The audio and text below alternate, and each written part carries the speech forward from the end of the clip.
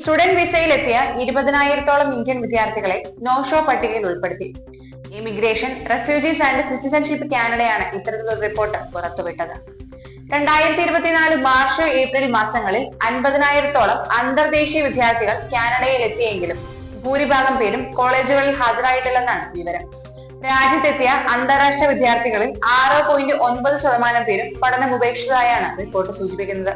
ഇതിൽ ഭൂരിഭാഗവും ഇന്ത്യൻ വിദ്യാർത്ഥികളാണ്. 5.4% ഇന്ത്യൻ വിദ്യാർത്ഥികൾ പഠനം ഉപേക്ഷിച്ചതായാണ് കണക്കുകൾ. വിദ്യാർത്ഥികൾ കൃത്യമായി ക്ലാസ്സിൽ എത്തുന്നുണ്ടോ എന്ന് ഉറപ്പാക്കാൻ വിദ്യാഭ്യാസ സ്ഥാപനങ്ങൾ വർഷത്തിൽ 2 തവണ എൻറോൾമെന്റിനെ കുറിച്ച് റിപ്പോർട്ട് സമർപ്പിക്കണം. ഇതിന്റെ ഭാഗമായി ഇന്റർനാഷണൽ സ്റ്റുഡന്റ് കംപ്ലൈന്റ് സെറ്റിന് കീഴിലാണ് ഇത്തരത്തിൽ വിദ്യാർത്ഥികളുടെ കണക്കുകൾ ശേഖരിച്ചത്. 144 രാജ്യങ്ങളിൽ നിന്നുള്ള വിദ്യാർത്ഥികളെ ട്രാക്ക് ചെയ്തതായി റിപ്പോർട്ടിൽ പറയുന്നുണ്ട്. ഫിലിപ്പീൻസിൽ നിന്നുള്ള 688 വിദ്യാർത്ഥികളും ചൈനയിൽ നിന്നുള്ള 4279 വിദ്യാർത്ഥികളും ക്ലാസുകളിൽ എത്തുന്നില്ലെന്നാണ് വിവരം.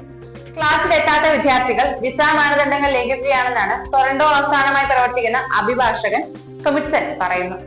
നാട്ടിലേക്ക് തിരികെ അയക്കുന്നതടക്കമുള്ള നടപടികൾ ഇവർക്കെതിരെ സ്വീകരിക്കാമെന്നും അദ്ദേഹം പറഞ്ഞു. അതേസമയം കാനഡ US അതിർത്തിയിലൂടെയുള്ള അനധികൃത കുടിയേറ്റം സുഗമമാക്കുന്നു എന്ന് ആരോപിച്ച് കനേഡിയൻ കോളേജുകളും ഇന്ത്യയിലെ സ്ഥാപനങ്ങളും തമ്മിലുള്ള ബന്ധത്തെക്കുറിച്ച് ഇന്ത്യൻ നിയമ നിർവഹണ ഏജൻസികൾ അന്വേഷണം തുടങ്ങിയിട്ടുണ്ട്.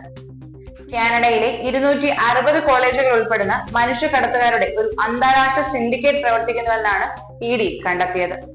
സ്റ്റുഡന്റ് വിസ വഴി ഇന്ത്യൻ പൗരന്മാരെ കാനഡ വഴി US എത്തിക്കുമെന്നാണ് ഇവർ വാഗ്ദാനം ചെയ്യുന്നത്. ഇതിനായി 55 മുതൽ 60 ലക്ഷം രൂപ വരെയാണ് ഈടാക്കുന്നത്. വിസയ്ക്ക് അപേക്ഷിക്കുന്നവർ കാനഡയിൽ എത്തിക്കഴിഞ്ഞാൽ കോളേജുകളിൽ ചേരുന്നതിന് പകരം US കാനഡ അതിർത്തി കടക്കുന്നു. പിന്നീട് കോളേജുകളിൽ അടച്ച ഫീസ് വ്യക്തികളുടെ അക്കൗണ്ടിലേക്ക് ലഭിക്കുന്നുവെന്നാണ് ED പറയുന്നത്.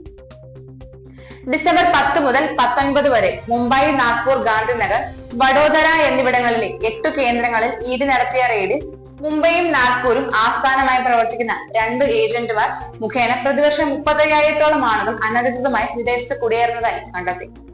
ഗുജറാത്തിൽ 1,700-ഓളം ഏജന്റുമാരും ഇന്ത്യയിലുടനീളം 3,500-ഓളം പേരും ഈ സംഘത്തിലുണ്ട്. ഇതിൽ 800-ലധികം പേരും നിലവിൽ മനുഷ്യക്കടത്തുമായി ബന്ധപ്പെട്ട് സജീവമാണ്.